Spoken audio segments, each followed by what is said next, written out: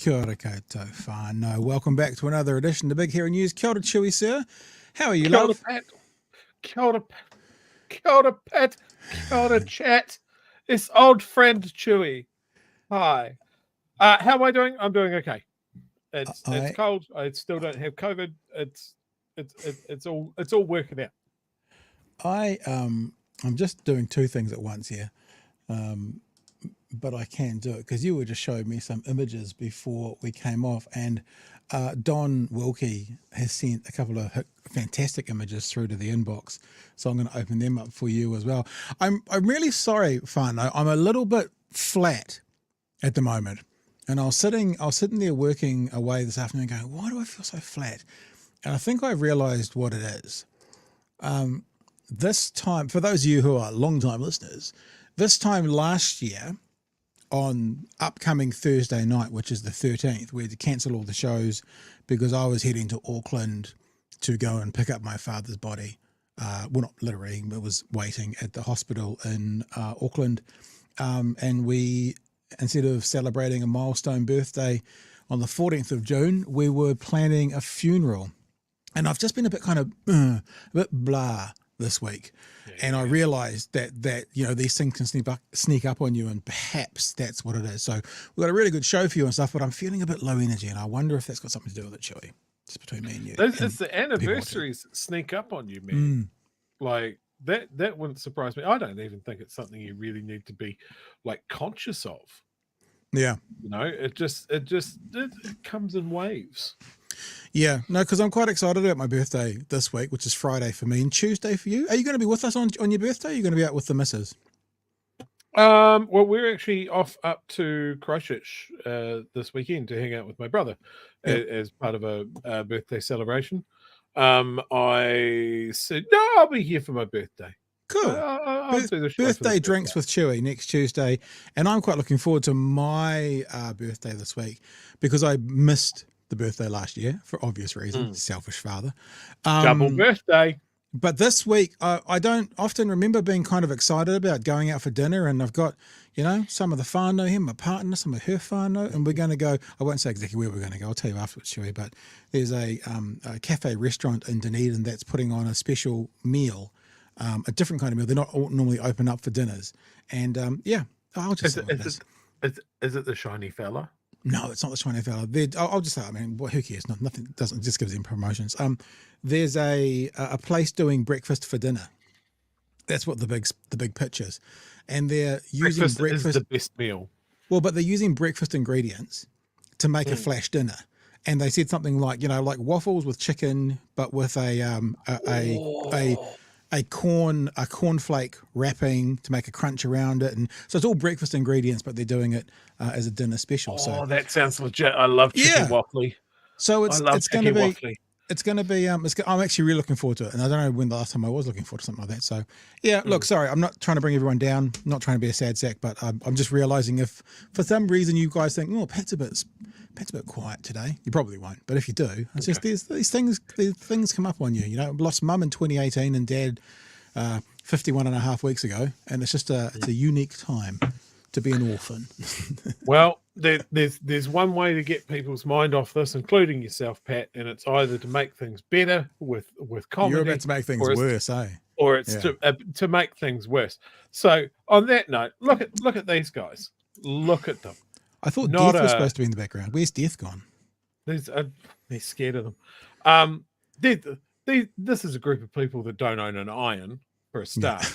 But I want to draw people's attention. The people of New Zealand, I think, deserve to notice about this. We got some smart people in the chat.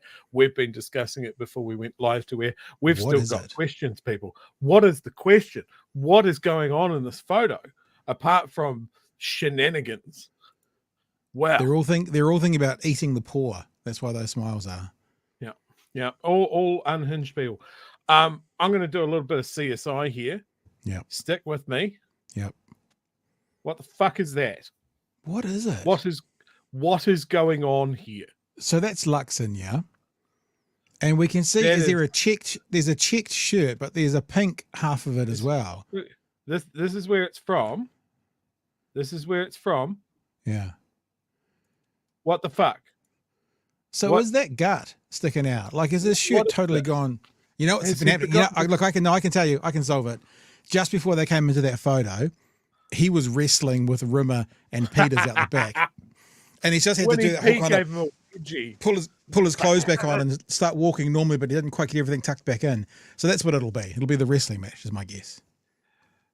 It's very strange because look, you got the white shirt and you got the Yeah. blue tie and Yeah. the darker blue jacket. Yeah. And the then pink there's the tie. Yeah. Where's the white shirt? Yeah. It's not there. Are we sure It's this is not a Photoshop? Because it's pretty funny. We are seeing prime ministerial puku. I've got one. Is my I've got Look one to at share with you. This is from Don. Don sent a series of photos through to the Facebook inbox. If you haven't seen them through, but this is probably my favorite. You ready? That's pretty good. No, I won't say that. I was going to Go and say it. The picture's the wrong way around. It should be upside down. It's- That's a little bit too dark. It's a pretty good Photoshop though. Is it a Assuming it is. Photoshop? Assuming it is. You Now, if don't you're have to listening- Photoshop very much. If you listen to the audio podcast, you're going to have to go to YouTube 7 minutes and 6 seconds in to see what we're talking about. And now I'm taking it away. Oakley dokley. Very good. Well done, Kiwi. Oh gosh, now what have I done? I'm losing everything. I'm losing my marbles here. So tonight's show, there's a bunch of stuff. It's actually, it's a strange kind of time in politics because it feels like there's not a lot going on, but there's a lot going on. I think what that means is it doesn't feel like there's a lot of big kind of booming things going on, but there's quite a lot happening behind the scenes. Of course, we've got what's going on with Te Pāti Māori. We've got lots of conversations around perks and MPs. We've got this, well, it's not a continued attack, but the Waitangi Tribunal is still doing its thing around what the government wants to do with Te Reo and putting it sort of in the back seat of the car as we drive along. And there's a little thing I want to share with you as well about many of those anti-vaxxers thought they were hard done by not being able to get their coffees.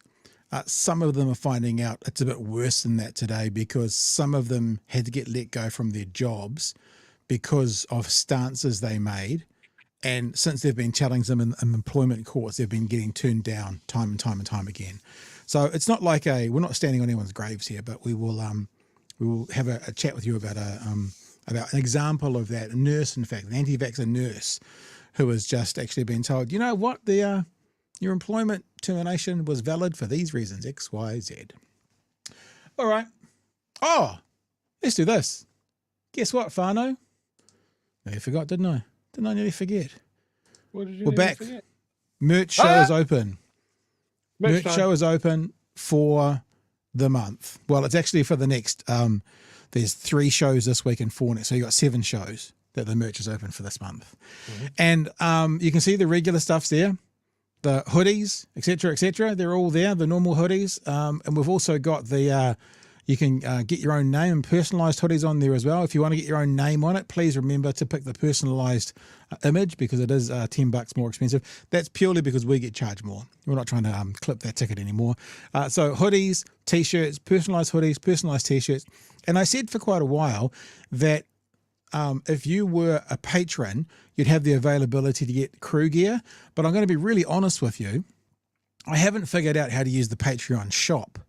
And so these are just sitting there. So if you're not a patron and you'd like a bit of an extra bonus for these 7 shows. Yeah, I know, look, this, you know why Gold's doing this? This is what I can say. I know we're doing that, Gold. Gold is the only person in the world who has one of these tops because Gold's a patron and it was a patron-only thing for a while. But as I just said, I never ever figured out, I still haven't figured out how to use the patron, and Gold, you'll attest to this, the Patreon shop, and it was a nightmare to get through and try and figure out that. So I thought, it's my birthday, it's Chewy's birthday. For our birthdays, let's give you a present for this month only. We'll let you buy some crew gear. So if you want to be a part of the crew, then you can get crew gear. Now, do we sell pink hoodies? We do. We can sell all sorts of colours. But at the moment, what we're going to do is, as you guys know, with our buffer gear, we often like to support a cause. Now, I want to make this really clear. No one's told me to say this, but our cause this month is not affiliated with us. You know, so like if this cause sees us doing, and they should see us because I emailed them and told them, but sees us doing this and they go, we don't want to be affiliated with those foul-mouthed lunatics, fine. So just so it's really clear, they have the cause has nothing to do with us, right? We're just going to give them some money. I've asked them if they want to come on and talk about it, but if they don't, like I asked the Medical Aid for Palestinians if they wanted to come on, we never heard back from them. I've asked the New Zealand Cancer Society if they, oh, look at that spelling, Society. If they want to come on and have a chat about what they do, they may not. Whatever they do, at the end of this couple of weeks, we will be giving Cancer the Society 25% of any of the buffer gear sold. Now we're only doing one coloured tee and hoodie, and that's because this is their colours. But I know it looks a bit purple, but it's actually navy. So navy blue tops with the yellow logo, and the reason for that is actually the colours of the Cancer Society. It's the blue with the yellow. So that's what we're going to do. We're going to do that this week. Now, what that does is it supports them. And obviously we want to support groups dealing with cancer at the moment because this government has just kicked them out of the boat by saying 13 new drugs, 13 new drugs, 13 new drugs. Oh, sorry, team. None this time around. Backlash. Oh, we are going to do it. When? It's very soon. So we thought if the government's not going to support them, maybe we could support them a little bit as well. And it will just be a little bit. Last time, I think we gave about $350 to MAPS. So 25% of any buffer gear only, that gets sold we will give as a donation to the Cancer Society, and BHN will match whatever that is. So if we make $300 from 25% of the sales, then we'll chuck $300 in on top and we'll double it up and we'll give that to the Cancer Society. So that's what we're doing. So get involved. It's all there again. For those of you guys who have already bought all your merch and that kind of stuff, thank you for supporting us. It is a way that actually helps us to do what we're doing. bighshop.nz. Last thing, and I know that the merch chat can be boring, as some people in the chat are saying right now.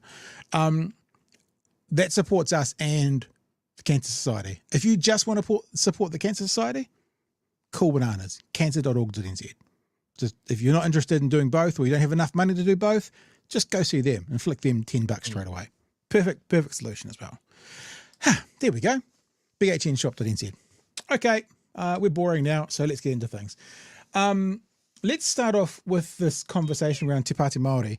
Now, Christopher Luxon was on the AM show this morning, and the reason I'm going to play this one is I was still a little bit unclear what all the hubbub was about. I had some inkling that I heard about data mining and I heard about, $100 food vouchers. Lloyd does quite a good job here at kind of laying it out in layman's terms. So that's why we're watching the AM show's version this morning.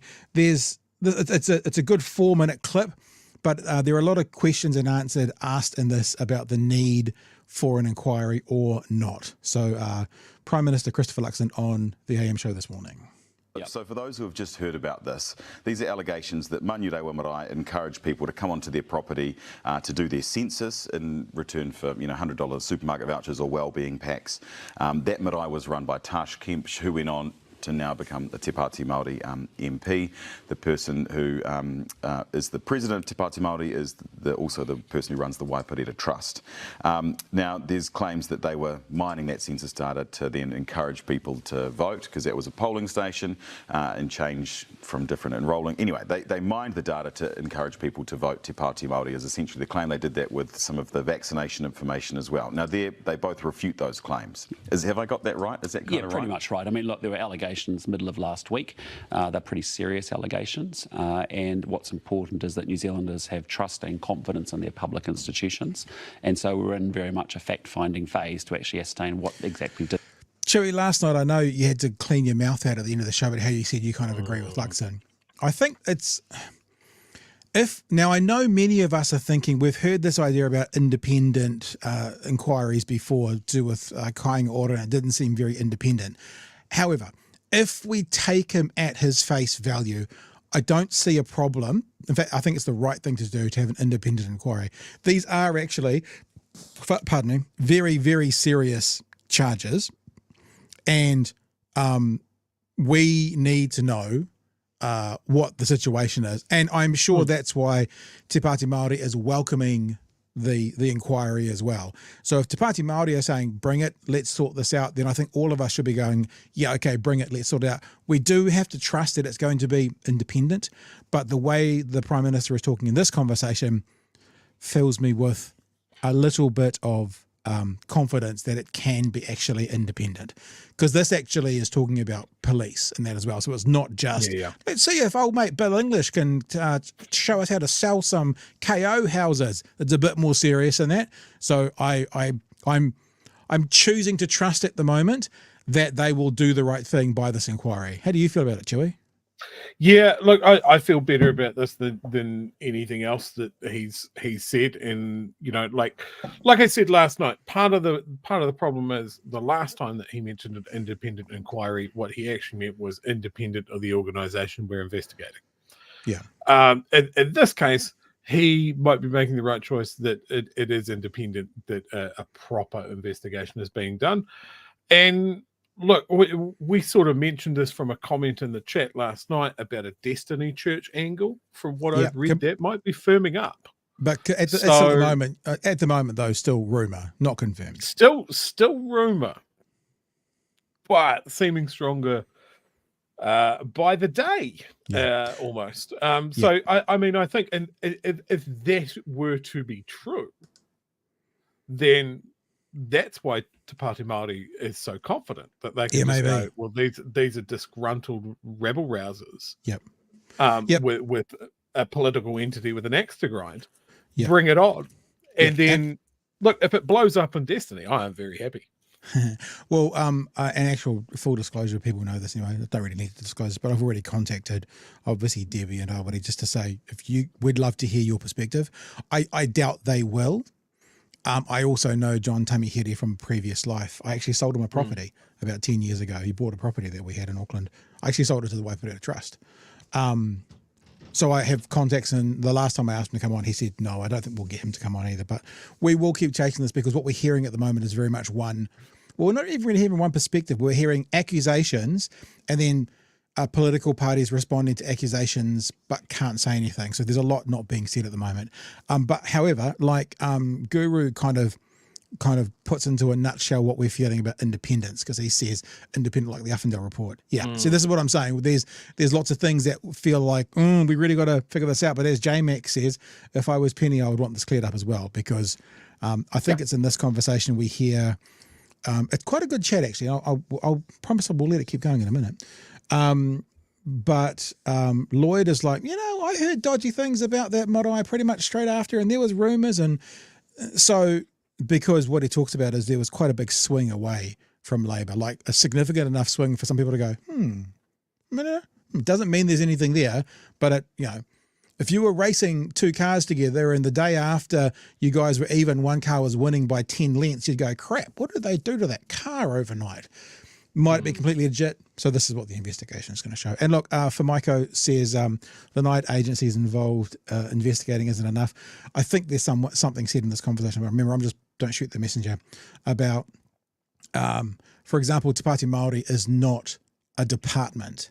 So a lot of the investigations from within government have the ability to investigate departments, not so much the parties, which is potentially why the outside investigation needs to happen, that Mr. Luxon. Now, this could all be political theatre, and this all could be culture war stuff. We don't know. But at the minute, we can only judge on the information we have to hand today. And the information we have to hand today gives me cautious optimism that this independent investigation is above board. Is that fair, Chewy? Yeah, I would agree with that. Yeah, what that means is we can change our mind tomorrow if we want, because that's cautious optimism. I'll keep going. Did happen. There's two parts to it. The first is the police and the Privacy Commissioner have compelling powers, or what are called compelling powers, so that they can actually, talk to third parties involved in that. So, the trust and the marae. Equally, the independent government agencies that have engagement with the data have actually also launched their individual inquiries. I don't think that that's enough. I don't think an individual agency looking at and reviewing its own activity is sufficient, and therefore therefore that's why I put in place yesterday a Public Service Commission, which is an independent body to look at this suite of government agency actions and responses to it. And what are we trying to do there? Three things. One is make sure that while there's a series of individual agency investigations going on that could be quite narrow in scope, irrelevant to that particular agency, that I can get reassured that the sum of all of the government agency activity was appropriate. The second thing is make sure that New Zealanders can know that their data is going to be managed appropriately, the safeguards are being managed, used, and I want to find that out whether that has been the case with the agencies. And the third thing is conflicts of interest, so that actually if those allegations are true, you've got data moving through a series of organisations, in part because people are wearing multiple hats, and so we need to understand whether conflicts of interest, real or perceived, have been managed appropriately. So that's the two things going on. One is sort of, the police and the Privacy Commissioner investigation will continue.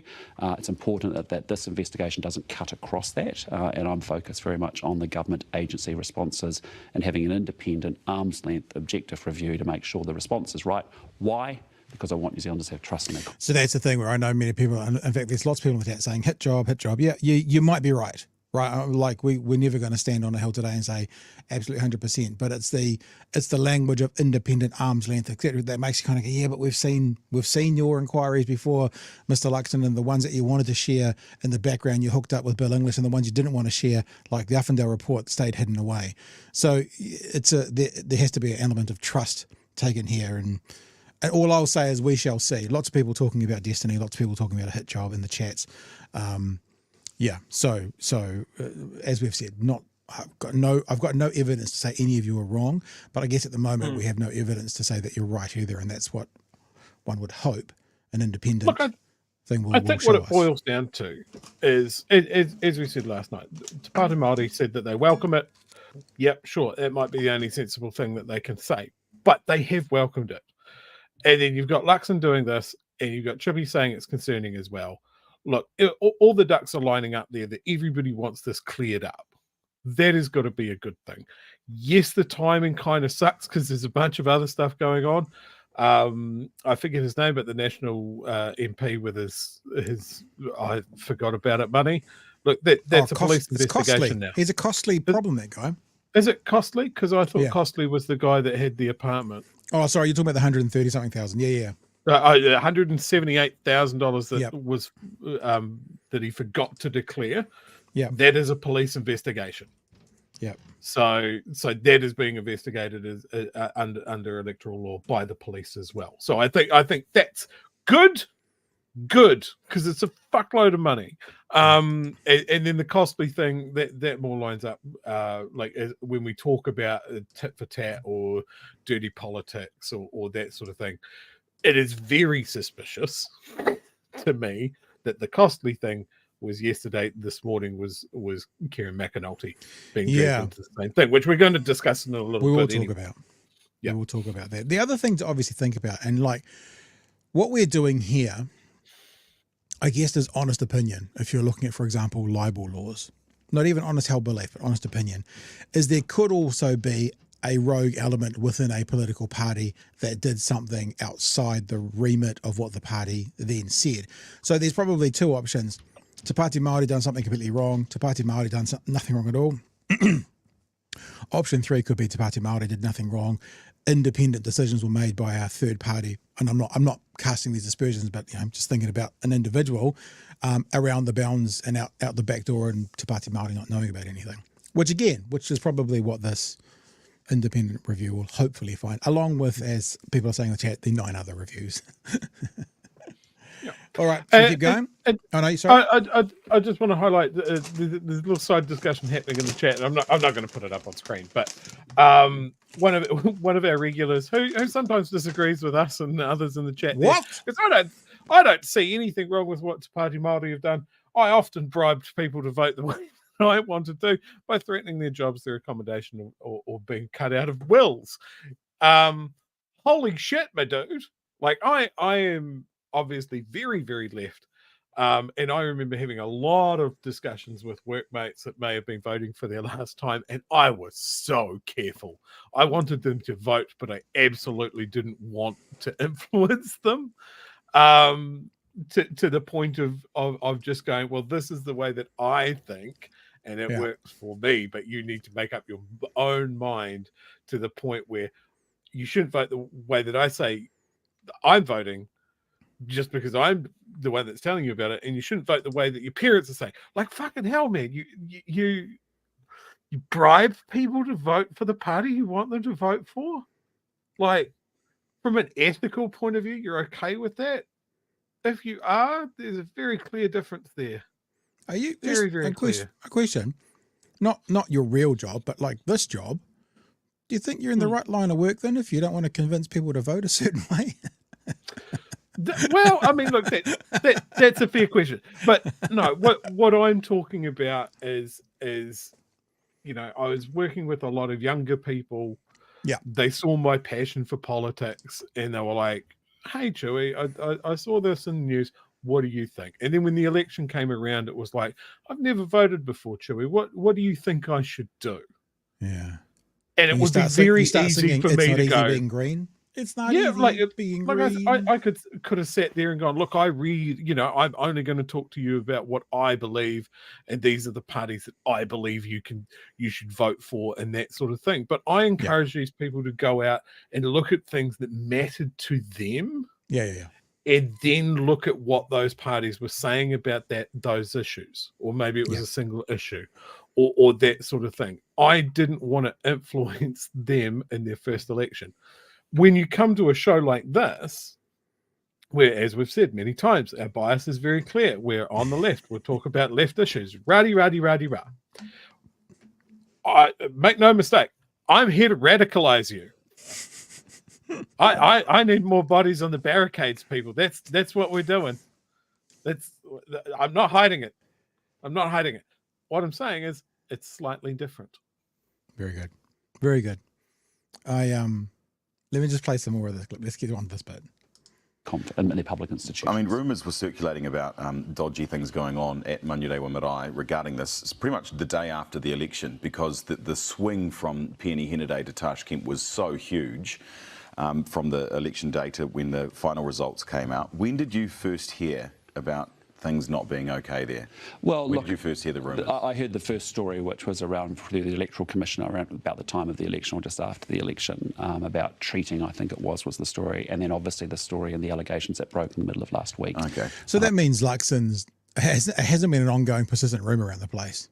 There was some talk because there was, to be honest with you, if you have a shock upset kind of result, there probably is always going to be some talk, be it valid or not. So then have some talk around the election time, and then what has it been, 8 months later, have talk again? That doesn't sound like a persistent and concerning rumour. But again, have no evidence one way or the other to say what that was. But just if it was something more serious, you'd expect it to be on and on and on, and probably come up in the house. There's jabs in the house if people knew about things, or don't know.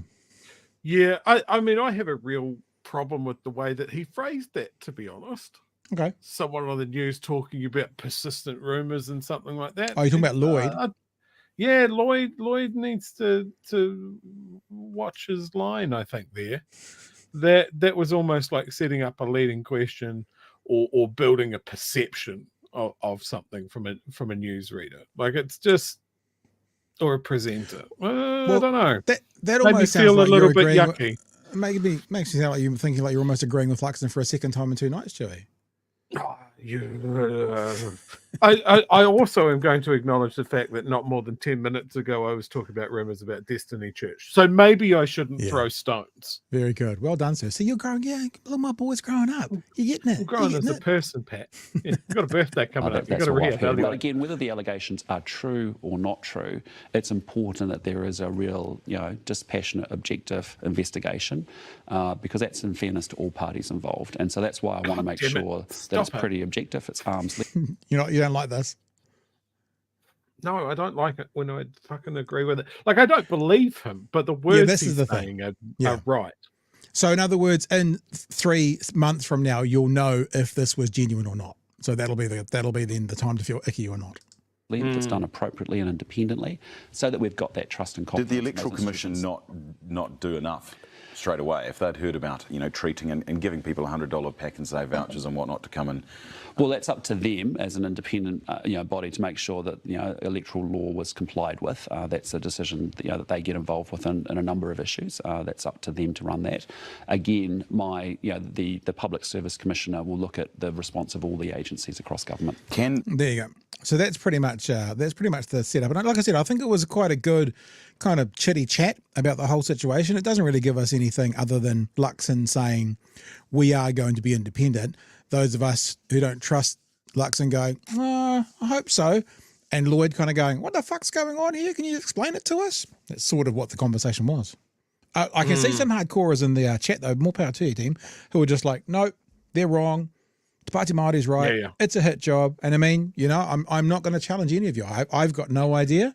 I hope you're right. Let me put it that way. I hope and you're there's right. there's a lot of line walking here as well. Like they talk about these enticements to vote. Is it $100 pack and save gift voucher for coming down and voting? Or is it $100 pack and save voucher for voting for a particular party? That's a very thin line. Yeah. Or is it something to do with COVID? Come and get COVID and we'll give you $100. Because part of the accusations are some of the COVID information was data mined to then use to get to people to come and vote Te Pāti Māori. So that's incredibly serious. I know last night we were a bit like, what's really going on here? But if they're using privileged and private information from that kind of mass rollout and then data mining it so they can target people that they think they can get to vote for TPM, if that was the case, that's why there has to be some investigation. That's huge. I believe that's probably one of the reasons the police is involved. It's probably criminal, those allegations. And look, at that point, it's all underway. The Prime Minister's announced that I'd be much happier if this disappears out of the cycle until we get an answer. If Luxon keeps on banging this drum as if it's the biggest distraction out there, then I become more and more suspicious the longer it goes on. He should be fronting interviews about the other things going on. Yeah, that's true as well. Like, I mean, even because you've got this gradient of thing, right? It could be a valid story that everything they're saying needs to be done, but he could also hyper inflate it to make sure that we don't see what's happening in the wings either. So, it can be valid conversation that he just leads every cabinet time with, every press interview with, to try and go, squirrel, look away. So we have to keep an eye on that. You always say, like in those long weekends on the Friday nights, what are they passing in Parliament? What are they trying to get through while all the political reporters are already down the bar having a drink, sort of thing. I'm not saying it is that, but we need to be aware to make sure it's not that. All right, anything in the chats we need to get to? Anything we want to go? Oh, there's a few supers in there as well. This is your little picture. From your picture, Frosty says Winnie and Rimmer were giving Luxie a wedgie. So he's had to do a quick tuck in for the shirt his puku is showing. Well, maybe it's not a shirt though. If they gave him a wedgie, what if it's his pink undies? They might have come all the way up. If they kind of gave him a good wedgie, one on each side, super wedgie. Yeah, I got a message on Mastodon with another picture where someone's going at the belt. And I'm not sure because you can see the black and silver, which is a belt and a buckle. Yeah. Okay. The for lack of a better word, flesh coloured thing above it is overhanging the belt and above the buckle. So I'm not sure.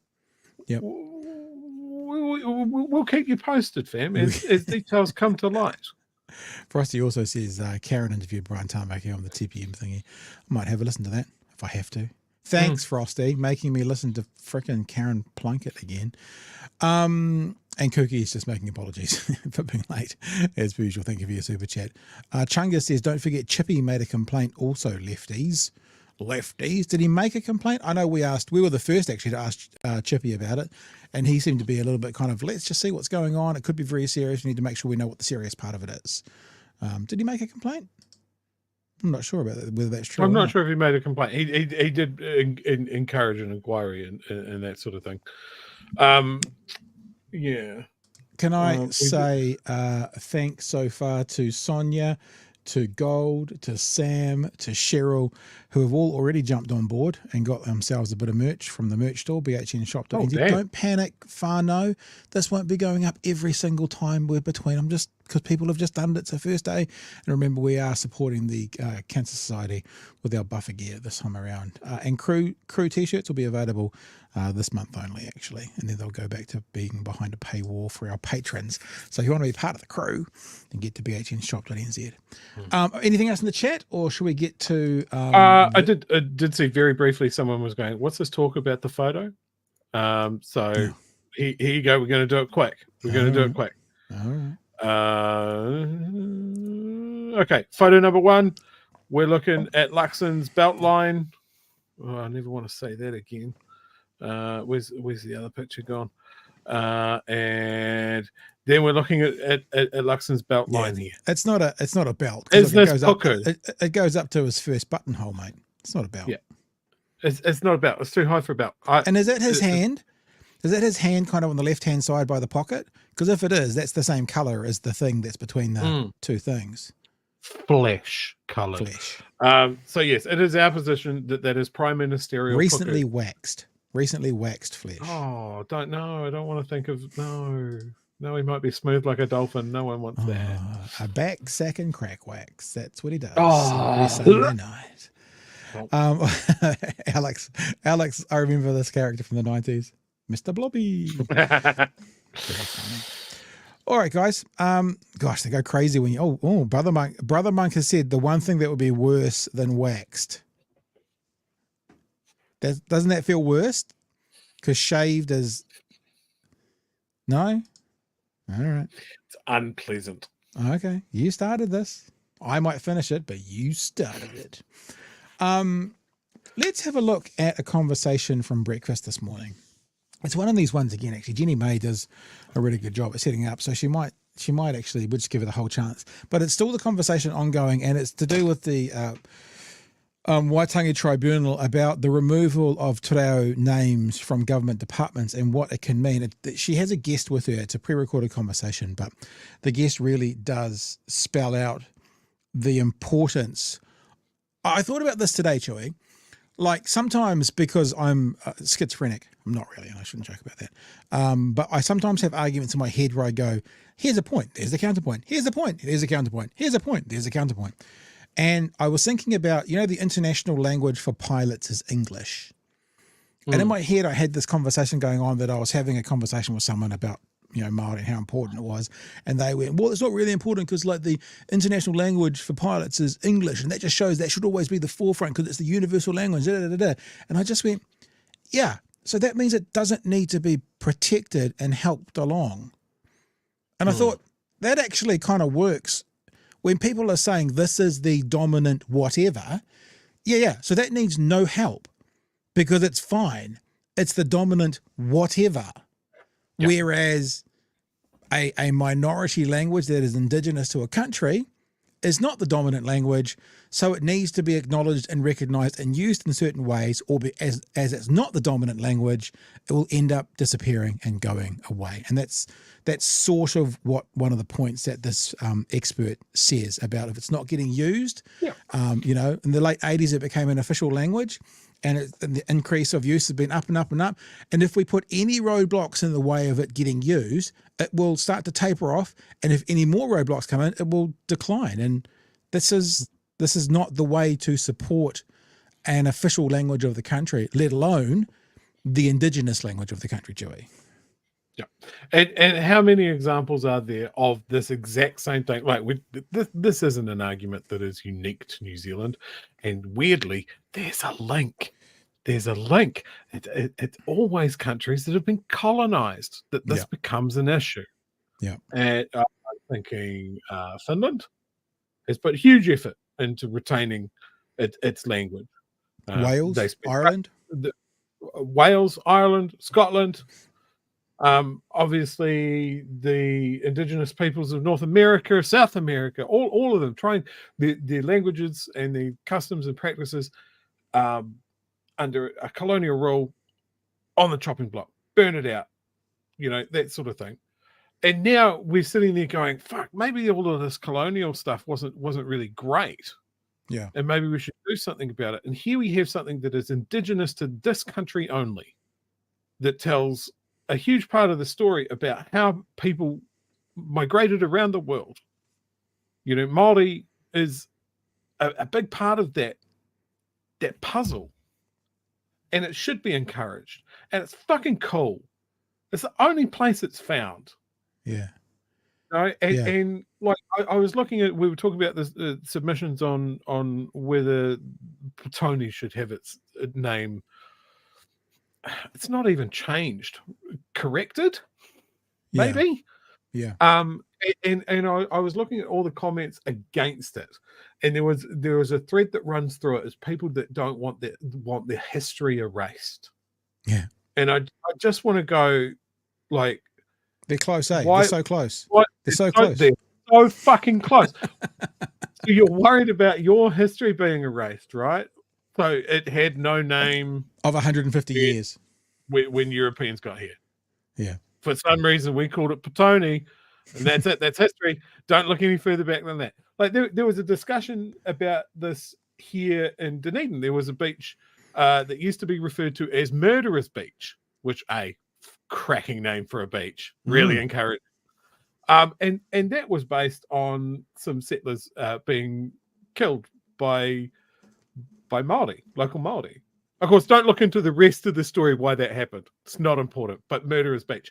And then recently they corrected the name. They went back to the original name. And you see those same comments. You're erasing history. You don't erase history, you add to it. Yeah. It is now part of the story. It had this name. Settlers gave it this name. And then we realized it was dumb. That is the whole history of whatever is going on. Like, if you want to keep calling it Petone, awesome. People won't comment on it for ages. And then eventually they'll say, look at that old timer. He's still saying it the old way. Yeah. Stuck in his ways. You know, that's just how things work. But it's like what we discussed. If you were told the reasons and it makes sense and you go, nah, I'm not doing it, well, that's cool. We're the consequences. But I think it behooves us to recognize second place doesn't get naming rights. And getting names wrong is shitty. We might not get it right all the time. It's not a zero sum 100%. You just need to try. And this is us trying. I am really interested, actually, because, you know, when you start bouncing ideas around, all of a sudden you go places, you know, and you hear and you think, what about this, what about that? And just for the first time, when I was thinking about, I said Wales, and the reason I think about Wales is I'm watching Welcome to Wrexham with Ryan Reynolds at the moment, the documentary about the football club. Yep. And in the documentary, they use the Welsh word, the English word, and the American word. I mean, whether it's I love that.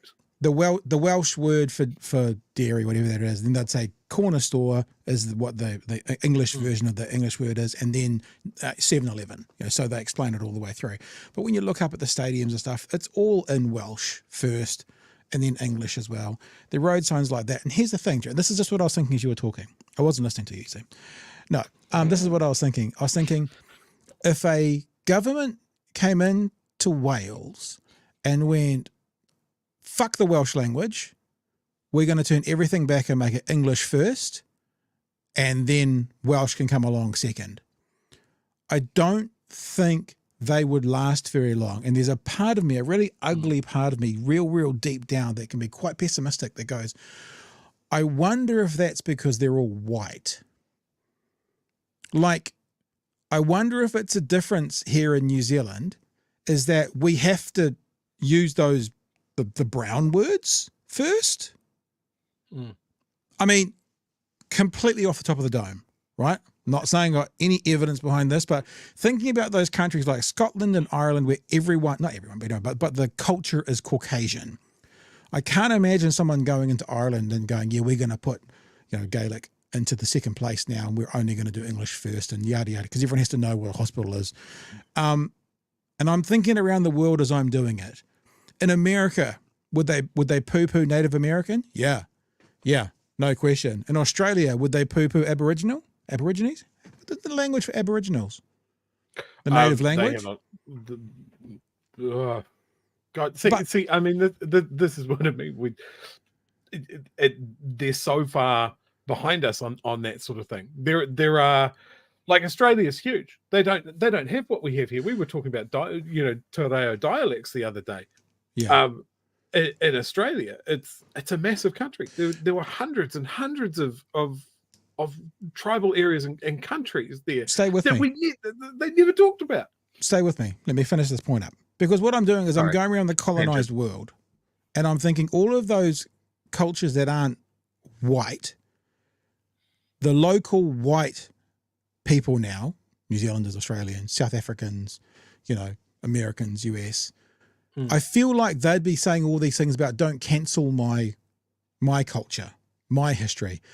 But I don't feel like you'd get the same kind of pushback in that kind of way if it was Ireland or Wales or Scotland. And what's the difference of the indigenous language and the indigenous people in those places versus here or Australia? Or, I mean, I see it's coming from an ugly place. I don't know if it's fair or not to pull the race card, but there's a pretty clear difference between the indigenous people of those places and these places, and I wonder if that's got anything to do with it. I think you can't lump it all into the same, but like there's an amazing account I follow on Instagram. What's her name? Punny Penny, or Len Penny. She's a Scottish poet, and a few years back she started doing just a Scots word of the day. Mm-hmm. And what I love is she'll just take a Scots word and she'll just explain it. She'll get you to repeat it a little bit slower. Doesn't matter if you get it wrong. Let's all do it together. It's the same format. And she gets so much flack from people going, Scots isn't a real language. It's just English with a funny accent or that sort of thing. And there's words that, because the Scots language and the English language, as we've spoken, the English is not a single language. It's 7 languages in an overcoat. They steal words that they like and they add it into English. And now it's an English word. And you can see the root of a lot of things. She's mentioned Scots words that I remember my grandparents saying and that sort of thing, just in colloquial English and that sort of thing. But yeah, there is this real sort of thing of you can't say the Scots have their own language. You don't even have your own country. And it's a colonial thing. And that's, remember the Irish weren't considered white. Mm. The Italians weren't considered white at a time. It's funny when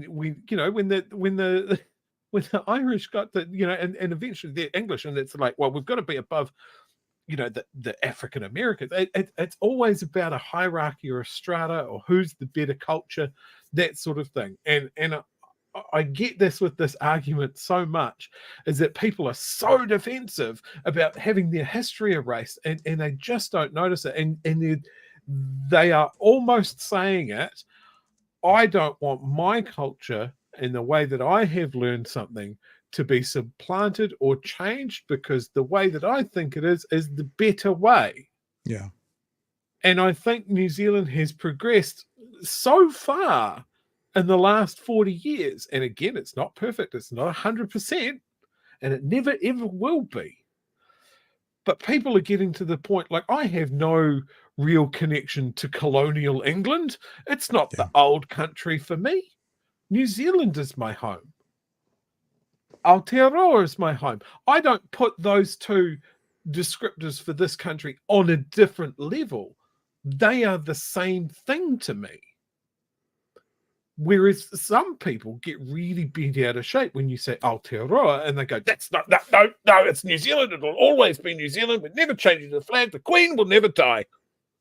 And it's just I don't get the attitude. I'm not threatened by Te Reo usage. I try to do more myself as I can. I'm proud of the things that have happened in this country by the people that live in this country, whether they're Māori or non-Māori. Like, that's patriotism to me. Mm. I don't care about the colonial guys, whether they did good or, some of them did good, some of them did bad. It's just people, right? But when you're told something's wrong and you had the opportunity to fix it, you do the work. Yeah. Yep. Now listen, I think probably that's a 25-minute introduction to a 7-minute video. We should probably get on with the 7-minute video. Yeah, sorry. At some Sorry, stage. tangent time. Seeing we're not the experts and we've just used up half the show talking about Oh. what the experts about to talk about. But let's get into it. Well, I don't know. Honestly, I don't know if we'll play the whole thing now, but it's a really good chat. So let's just hear a bit of what they've got to say. The changes to prioritise English names in the public sector is being scrutinised by the Waitangi Tribunal. It's the second day of hearings where the government agency that oversees the public service will be cross-examined before the tribunal in the coming hours. During evidence yesterday, there was anger and frustration. Former Māori Language Commission Chief Executive Haami Piripi argued the coalition's plan will have an irreversible impact on Te Reo Māori. He was called as a witness by lead claimant, Tauranga Iwi, Ngai Te Rangi. I spoke with him earlier asking what threats the government is making against Te Reo Māori and what has been heard at the tribunal so far. It's hard to understand why this policy initiative is happening, because I'm not aware of any complaints made about the use of the language anywhere, and so I'm wondering where the concern is coming from, and the steps that are being taken by the government represent a movement backwards, back in time even, to a time before the language really began to lift in terms of its profile and status. So true. So I would have thought that, and as I said in my evidence, that New Zealanders have come so far as maturity as a nation that you can't live in this country now without being on a language journey. And I think every New Zealander is on a language journey in one form or another. So what will happen as a result of these proposed changes is that any incentives, any support, any complementarity will fall away, and it'll dissuade people from using the language.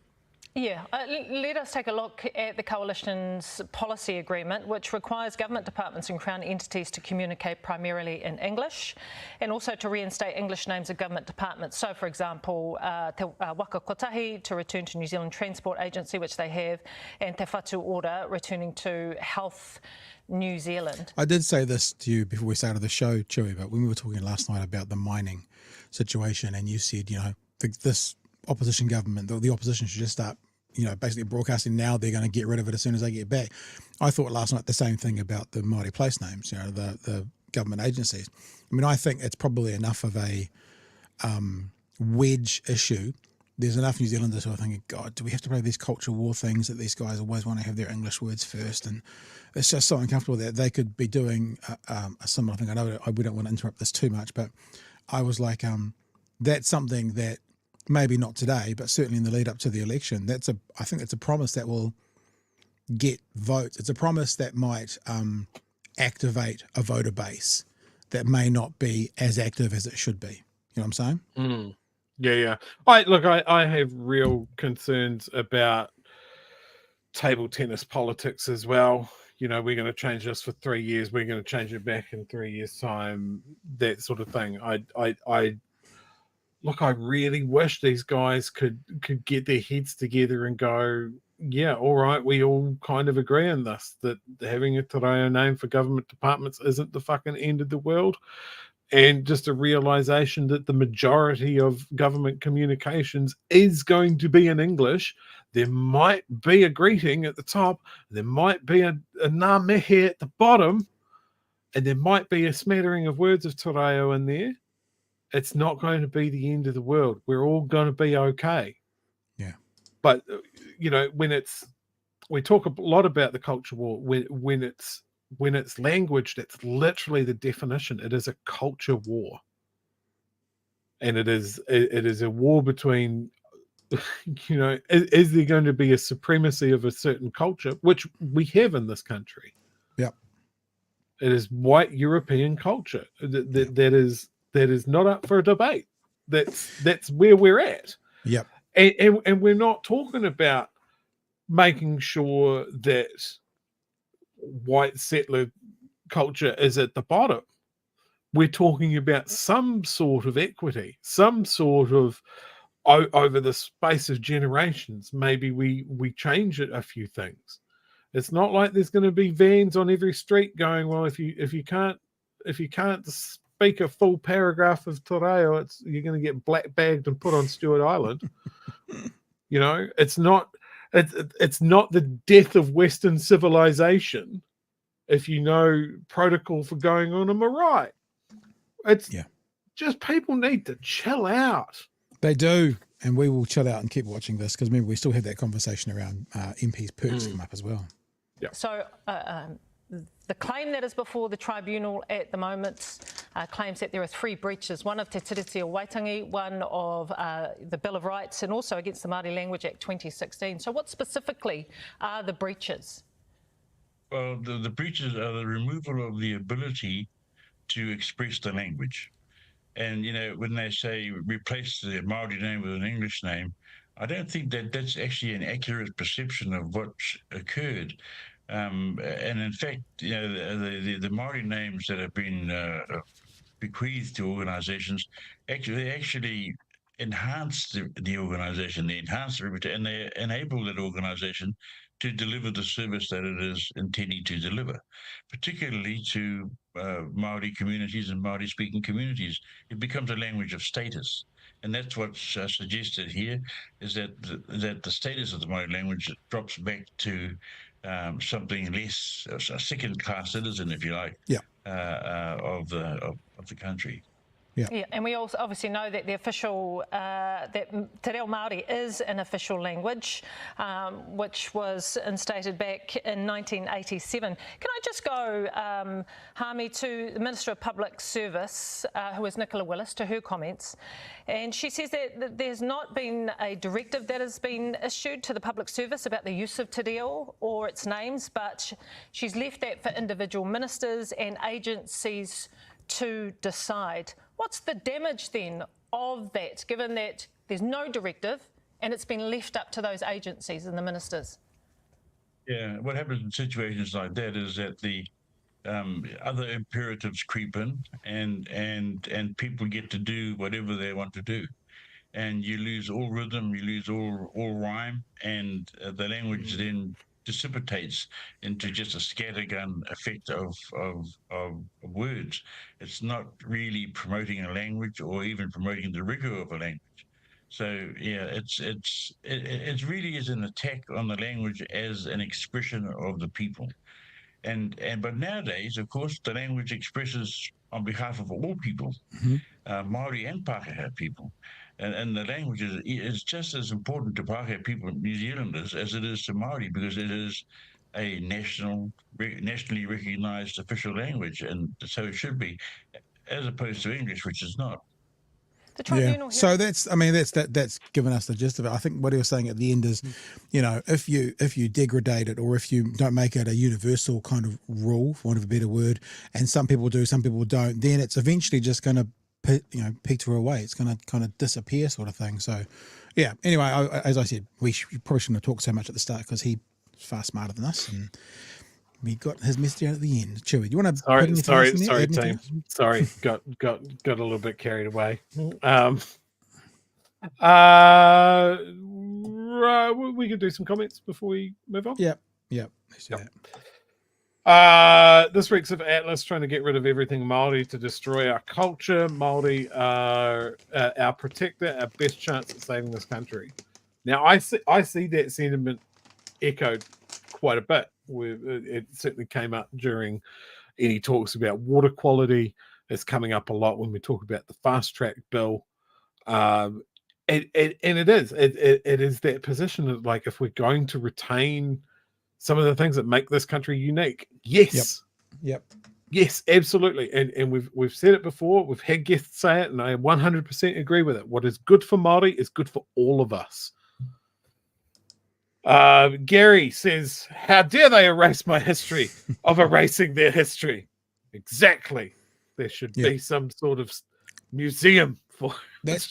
That just screams that thing you always say about if you're second place, you don't get to name. I mean, it's like saying, yeah, so there's been, let's be fair, 150 years of your history here. There's like another 800 before that. And I think if we believe in majority rules, as so many of these people seem to want to believe in, that majority should get the way they want. Well, they've had the majority of longevity here. So that probably when that started, that should be who gets to say and speak and name and label things. Probably fair enough. The real world isn't a game of civilization. People should quit trying for cultural victory. Yeah, you're right. We should all be trying for a wonder victory. I believe that the South Island should erect a great pyramid of Giza immediately.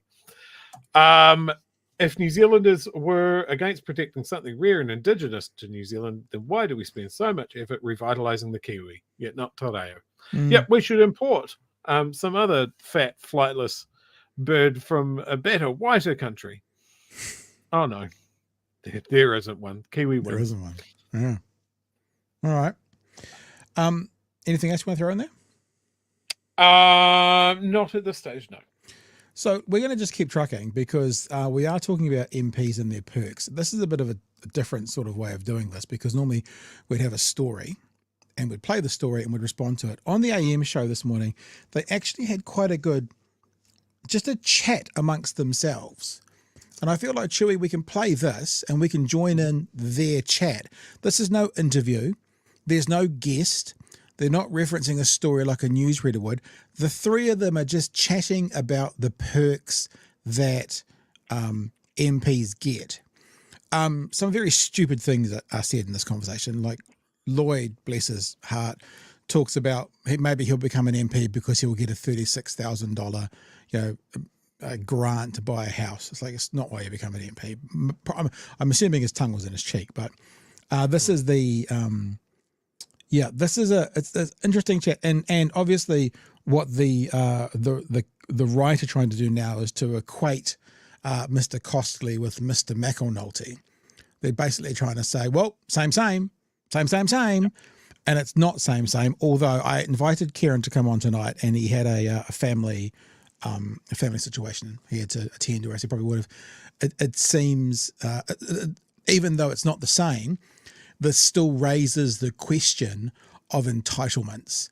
And even if the entitlement, all of these entitlements are allowed, and even if you're a lesser offender in the allowed, like you're not trying to, poke the bone too much, you actually are genuinely entitled and it makes sense, they always come off to taxpayers as a bit like, why are we paying you these hundreds of $1,000s and an extra amount as well? So I think we said last night, Mr. Costley is doing nothing wrong according to the rules. Neither is Kieran. There's some stuff in this chat shared about Kieran McAnulty's his payments and what they're going towards and what they were going towards, which brings a new light to it to me. But yeah, why don't we just throw this out there, Chewy, and shout out Stop if you want to answer any of one of the questions or comments they make, and I'll do the same. And like the five of us will have a conversation, even though these guys don't know we're involved. Make sense? Makes sense. A few weeks ago, we were talking about accommodation allowances for members of parliament and how some of them are taking the mickey or they use it to their advantage, and the perception isn't that good because a lot of them, they'll buy an apartment, and these are for MPs who live outside of Wellington, they'll buy an apartment or a house in Wellington, then they'll claim the $36,000 in accommodation supplement every year, and they'll use that to pay their mortgage. And then over the course of their term as an MP, whether it's 1 term, 2 terms, 3 terms, however many terms, they essentially pay off their house. And when they're no longer an MP, they've got a house in Wellington that's been paid for by you and me, the taxpayer.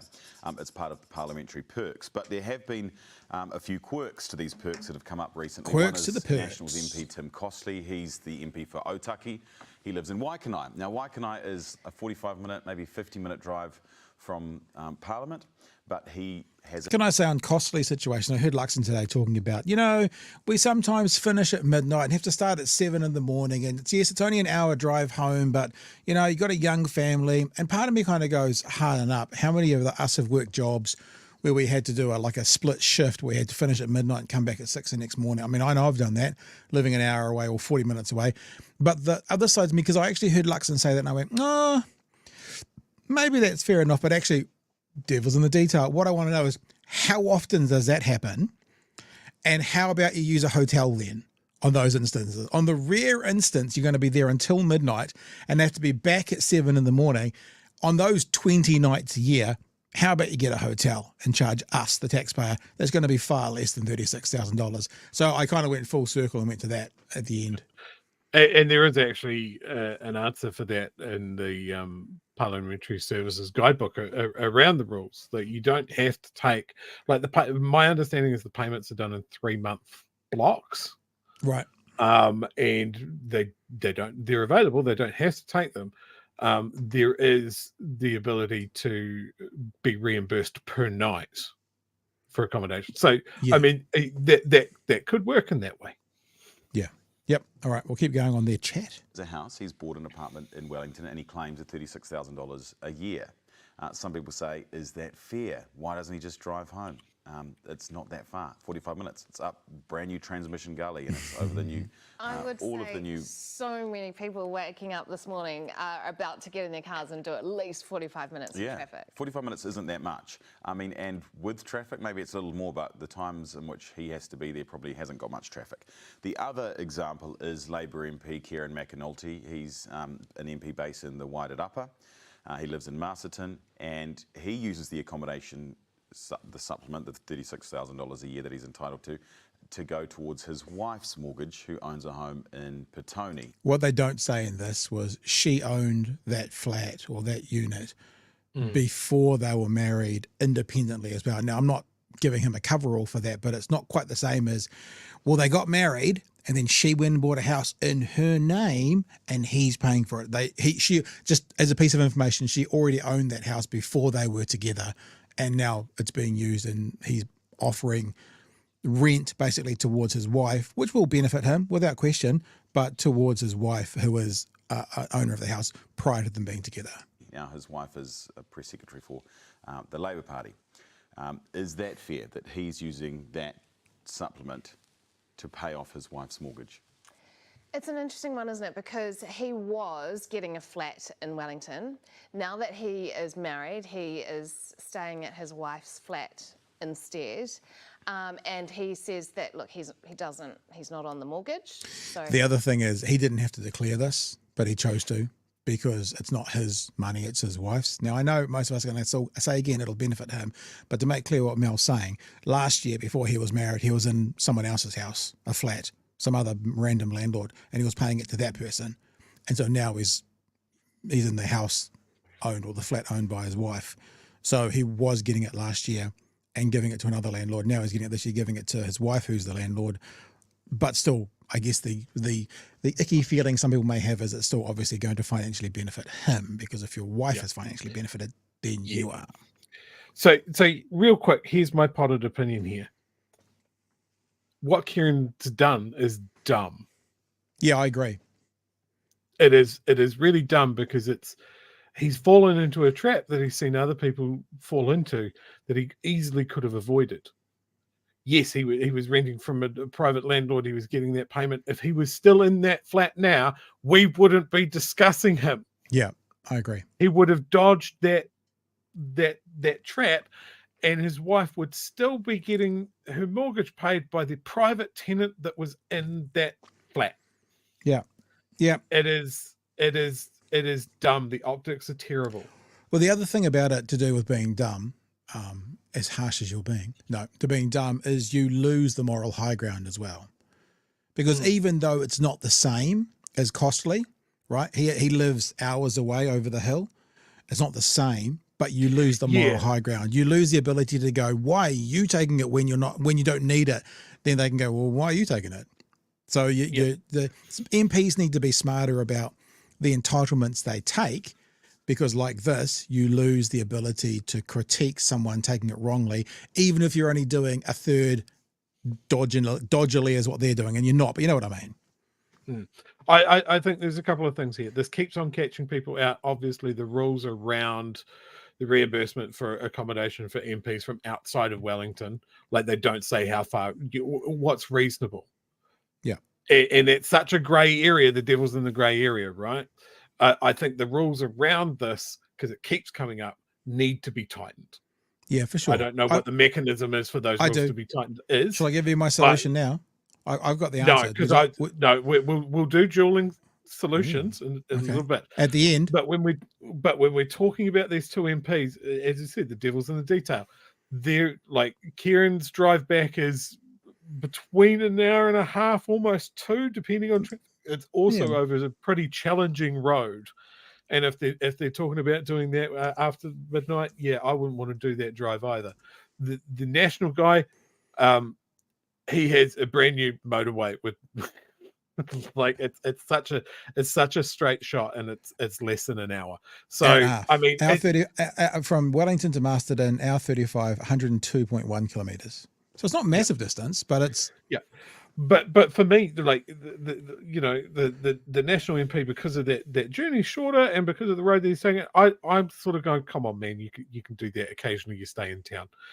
For Kieran, I can understand renting a place in Lower Hutt. That is a quicker, safer drive. Yeah. And then on his off weeks or weekends or whatever, he goes back out to Masterton. It's absolutely fine.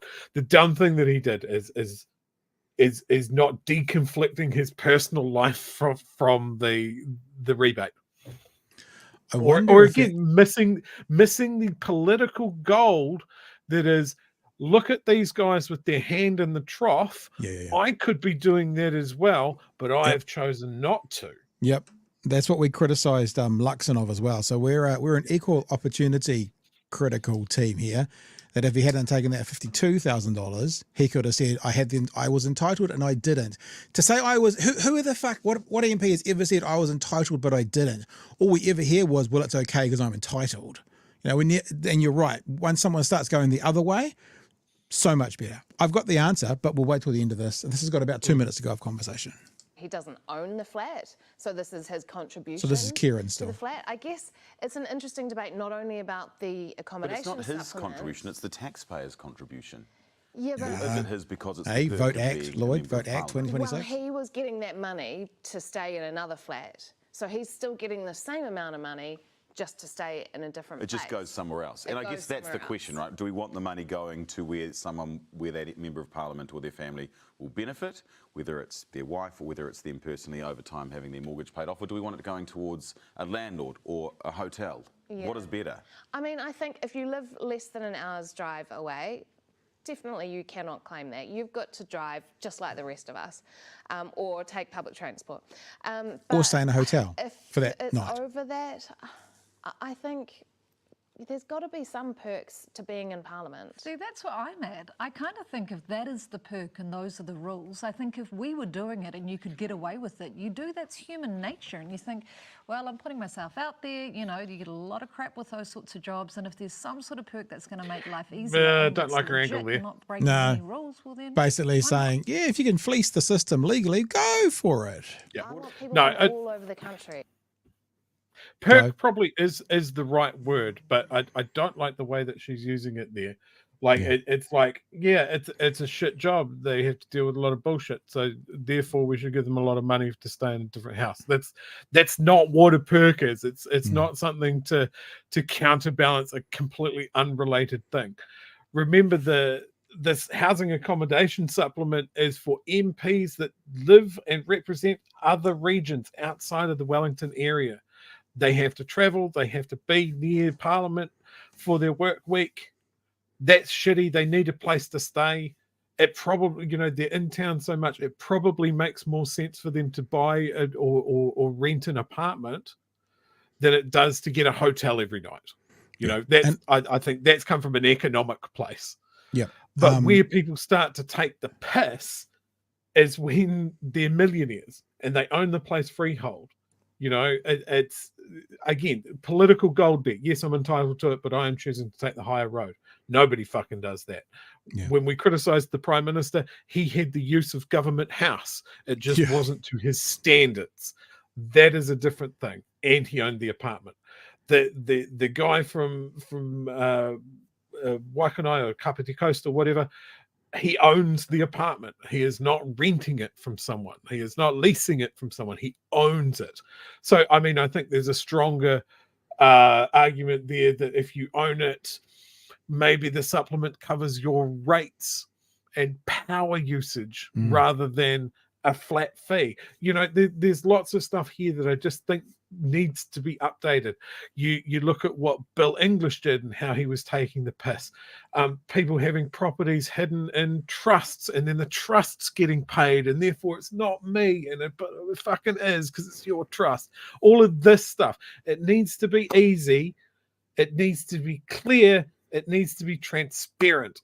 And the current system doesn't seem to be fit for purpose because we keep talking about it. And look, I think Mike says what we've just been talking about. It's human nature just to take them. The difference, though, is if your employer offers a perk, I would suspect for 99% of people watching right now, that's in the private sector. It's not the taxpayer funding it. The other thing is, remember, in particular with this government right now, they're the ones that are firing people, who are talking about cutting back, who are saying we're spending too much money.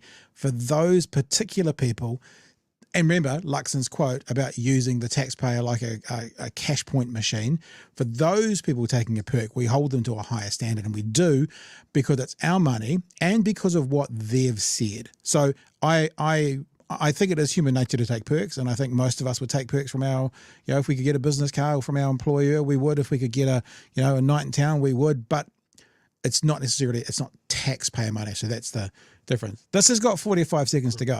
I can hear you winding up for giving your solution, but I'm going to make you wait for another 45 seconds, and then we'll do it.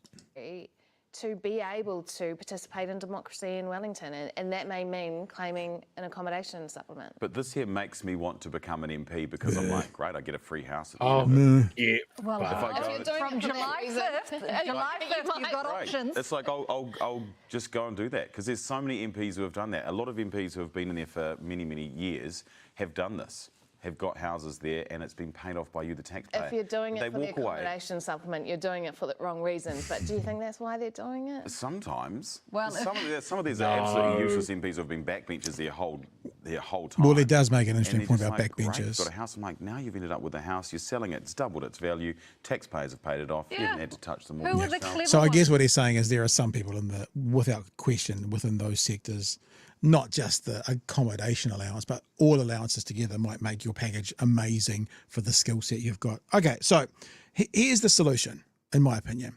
So I think it was Nanaia Get your Mahuta. pens and papers out. Was it Nanaia Mahuta's husband who had contracts with the government? Am I right in remembering the right name there? Yes, I believe that's correct. So what I said then, in not a crass way, but a clear way, is if you're sharing the bed with someone, you should not be able to get a contract from the government if you are a minister. That was what I thought. I mean, because that makes it pretty clear. I mean, it's her husband. It's not her, it's her husband. But obviously his bank balance is getting filled up by government money. You are a minister in the government, there can be a conflict of interest. I think it's pretty much similar with this. And you kind of almost stole my thunder in the last 5 minutes, Chewy. If you're paying rent to an anonymous landlord, fine, get it. If you are paying a mortgage in your name, go fuck yourself. And I think it's as simple as that.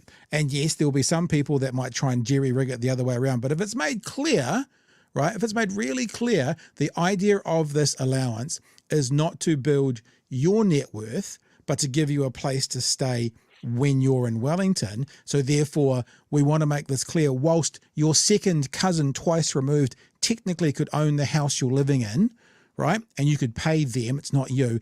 That's not the vibe we're looking for. Therefore, if anyone then did that, they'd be called out. But I think it's pretty simple.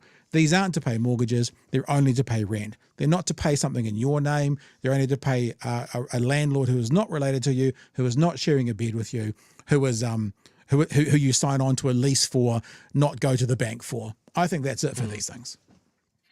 Yeah, look, I've been workshopping this idea because I've mentioned a couple of times on the show, including last night. If you weren't here from last night, here is my solution. I wasn't here. Sorry, I wasn't here. You weren't here. No, I wasn't Okay. here. First of all, Parliamentary and Services and Kaingaroa get their heads together and they build 120 apartments, one-bedroom apartment building in Wellington. And that is your taxpayer-supplied accommodation if you were an MP. We've got 120 of them because we've got 120 MPs. Yep. They might not always be full, but there they are. And that's your option. Taxpayer built it. Taxpayer maintains it. That's it. No reimbursing some family trust, mortgage, familial relationship, whatever. Here it is. The other part of this, because we're talking about perks, we've had ministers trip over their investments. We're questioning the Prime Minister for how many properties he holds. If you want to be an MP, you liquefy all of your assets. No shares, no family trusts, no investment properties. All gone. You want to be an MP and serve the people of this country? Show us. All that money goes into a savings account. You can reinvest when you get out. I don't agree with you on that one. You don't have to. When Yes, I do. No, you don't. I have to agree. I have to agree. It's not a valid point. I have to agree, or it's not valid. No, I think that you're fine if you're talking about Luxon, who could liquefy all his assets and put $30 million in the bank and then walk out in 4 years with the same sort of money. There are MPs, backbench MPs, that have been on 120, 150 grand, who might own a house or might have an investment property from before when they were in. And I know of stories of MPs who, they get paid up until Christmas if they lose their seat, and then they're back driving taxis. It has happened. So I just kind of go, I think maybe a blind trust would be better, that you got to give control of your assets or of your shares or whatever. It's a blind trust, but I know it's stuffed full of property. I'm not going to change the laws around property. All right, you Marxist loser. All right. It's radical. Maybe somewhere in the middle. Maybe we can compromise. There are fringe benefits. The apartment building, because it's paid for by the public, these people work for the public. There are not going to be kitchens in every apartment. There are going to be communal cooking and relaxation spaces, and those spaces will have publicly accessible webcams. There will be a chore wheel. We will call this building the biggest brother. Yeah. During the election season, there will be challenges. Yeah. I'm playing Candy Crush now. So I think this is a great idea with absolutely no flaws and should be adopted immediately. But look, I joke, but this is a problem that keeps coming up every election cycle, no matter who is in Parliament. I think if you're going to stand there and say that the taxpayers are getting very poor value, or the taxpayer dollars are not getting spent effectively, and then you've got your hand out going, money, please, there needs to be a change. Like, when was the last time these things were looked at? We have discussions around parliamentary, the remuneration adjustments and that sort of thing. The politicians can't possibly say anything about that and that sort of thing. Like, this needs to be fixed. People keep on falling in the fucking hole, then fill in the hole. I just don't have time. I feel bullied. And because I'm low energy this week, I'm just going to submit to you and go, yes, sir. Whatever you want, sir. God, that's all I wanted. Look, when it comes to Kieran, we're big fans of Kieran on the show. Look, I think he is potentially the future of the Labour Party. It hurts. Next Prime Minister, maybe. When I see someone that I think could be that fall into this trap. It hurts, because I got pinged this morning on an old video where we discussed Luxon's accommodation supplement, his apartment and government house. Mm-hmm. Someone's gone back through, find something from 3 months ago, tags me in a comment that said, I'm not going to put him up because he's actually deleted his comments now. We'll get to that. Chewy, seems your mate Kieran has been renting out his wife's apartment at the taxpayer's expense. Laughing face emoji. But it's all right when your lot do it, right? No. And I replied back to him and I said, I guess you'll just have to join in on tonight's show and find out, yeah? And where's this reply? Where's this reply gone? Nah, I won't be joining you, fella, but nice to hear both you and the McAnultys have benefited from this government's $3 billion handout they gave to landlords. And then a very conscious misspelling of kakete. So that was interesting. And I replied back to him, sweet. So you want to just go with a preconceived position based on nothing but I guess vibes and not evidence. You've also tried to make an incorrect claim that I personally would benefit from tax cuts for landlords. And then just to complete the combo, some casual racism. Clearly you're the perfect grown in a lab right winger. And then he goes, oh, so you're not a landlord. Sold the rental, did you? Definitely discussed that on the show more than once. Yep. And then says that he wasn't doing a casual racism. So yeah. Oh, that means that means there's an overt racism there, not casual, overt.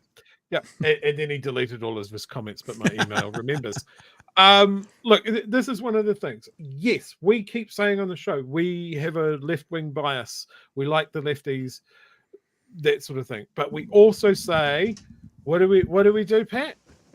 What do we do? Do we walk and chew gum? Do we play it on our merits? Oh, there we go. Look at that. Who did that lovely piece of artwork? Chew gum. Walk and chew gum. It hurts when our side does something fucking stupid and they need to be better at it.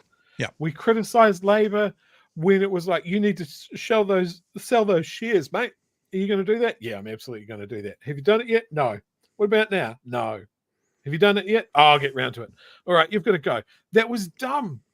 That was a stupid fucking sideshow that should have never happened. Mm. And this is potentially the same thing. And people keep on falling into it. We've got to fix that hole. Yep. Politicians need to be better. We need to demand more of them. And next time we have Kieran on, one of my questions is, come on, mate. This was dumb. How did you fall for this? That's my promise to you. That'll be the question I ask. All right. And it's probably not that it's necessarily dumb, because a lot of them would just be a checkbox, and it'll be a checkbox by a PA in the office that does it. But I think this is the last lesson. All of these MPs, all of them from all over the world of politics, need to go. Maybe they need to be a bit more aware of what's happening in their office and what they're being applied for and stuff. Because as we've said again and again and again, it's you lose the moral high ground. And actually, the moral high ground in politics is quite important. And it's gold. I keep on saying it's gold because it is. It's so rare, and it gives you such a big golden boxing glove to smack your opponents around when they don't follow. And if they do follow you, then it's better for everyone. Yep. Like you've got to be better. All right, team. We're done for the night, I think. We will catch you tomorrow night. Hey, Chewy, you're away on Thursday, off to Christchurch for birthday celebrations. I'm on the road. You're going to try and find someone less radical. I don't think that's possible. Although the person I have talked to, I'm not going to say I'm not radical enough. No, I'm saying it's possible to find someone less radical. That means you're more radical. I think that's what I said. I am talking to someone who has been on the show before that some of you old timers may remember, but they haven't confirmed yet. So we shall see what happens on Thursday night. But we'll both be back tomorrow night from 9 o'clock, won't we, Chewy? We'll both be here. I'm sure. We will. And sure, pick up the news, big Harry style, keeping it loose. New Zealand, where the politics play, they bring the truth every single day. Talking about the mess all over the land, a shining light with a mic in their hand. No time for cheese, just facts straight up. Plan and chew, never backing up. If we have a guest on Thursday night, we'll have to make a brand new song because it won't be Pat and Chewy. What do I do? I'm confused. Raise the bar. Politicians tremble at their mighty voice. That ensure they'll make the right choice. Thanks so much to people who are our patrons. You're seeing some of their names rolling across the screen now. If you want to be a patron, head to patreon.com/Big Hearing News. Also, thanks to the handful of people who bought some merch tonight. bhnshop.nz to get your merch. And remember, we want to raise a bit of money for the New Zealand Cancer Society this month by buying your buffer gear. Thanks for being involved there. And I'll catch you tomorrow night from 9 p.m. for another edition. Hooroo, team. Joey, anything from you, sir? No, cheers, fam. See you tomorrow. See you tomorrow night. Come on back. Bring a friend. Hooroo.